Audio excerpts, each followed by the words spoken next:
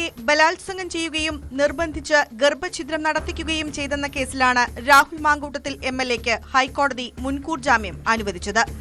Justice Kausar Edappagath അധ്യക്ഷനായ single ബെഞ്ചാണ് ജാമ്യം അനുവദിച്ചത്. മറ്റ് 2 ബലാത്സംഗ കേസുകളിൽ നേരത്തെ കീഴ്ക്കോടതികൾ രാഹുലിന് ജാമ്യം നൽകിയിരുന്നു. ഉഭയകക്ഷി സമ്മതത്തോടെയുള്ള ബന്ധമാണ് ഇരുവരും തമ്മിലെന്ന് വാട്സ്ആപ്പ് ചാറ്റുകളിൽ നിന്ന് വ്യക്തമാകുന്നുണ്ടെന്ന് കോടതി നിരീക്ഷിച്ചു. പരസ്പര സമ്മതത്തോടെ ലൈംഗിക ബന്ധത്തിൽ ഏർപ്പെട്ട് ബന്ധം തകരുമ്പോൾ അത് ബലാത്സംഗമായി വ്യാഖ്യാനിച്ച് പരാതി നൽകുന്നത് നിലനിൽക്കില്ലെന്ന സുപ്രീംകോടതി വിധി ചൂണ്ടിക്കാട്ടിയാണ് ഹൈക്കോടതി രാഹുലിന് ജാമ്യം അനുവദിച്ചത്. ഗർഭഛിദ്രം യുവതിയുടെ സമ്മതപ്രകാരമെന്നും മരുന്നെത്തിച്ചത് യുവതിയുടെ ആവശ്യപ്രകാരമെന്നുമാണ് ചാറ്റുകളിൽ നിന്ന് വ്യക്തമാകുന്നതെന്നും കോടതി പറഞ്ഞു. ഇക്കാര്യത്തിൽ പ്രതിയുടെ മാത്രം നിർബന്ധമായിരുന്നു കാരണം എന്ന് പരാതിക്കാരിക്ക് വിചാരണ വേളയിൽ തെളിയിക്കാമെന്നും ഉത്തരവിൽ പറയുന്നു.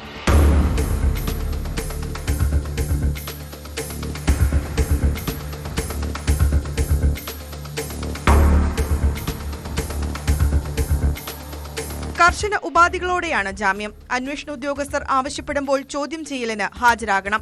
ചോദ്യം ചെയ്യുന്ന സമയം കസ്റ്റഡിയായി കണക്കാക്കി ലൈംഗിക ശേഷി പരിശോധന ഉൾപ്പെടെയുള്ളവ നടത്താം.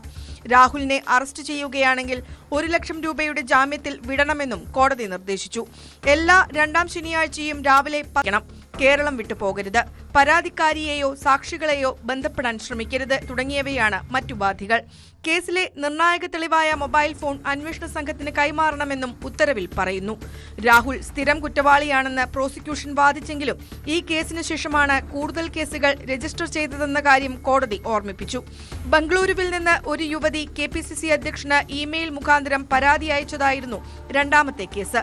നിലവിൽ വിദേശത്തുള്ള പത്തനംതിട്ട സ്വദേശിനിയാണ് 3ാമത്തെ പരാതി നൽകിയത്. ഈ പരാതിയെ തുടർന്നാണ് പോലീസ് രാഹുലിനെ അറസ്റ്റ് ചെയ്തത്.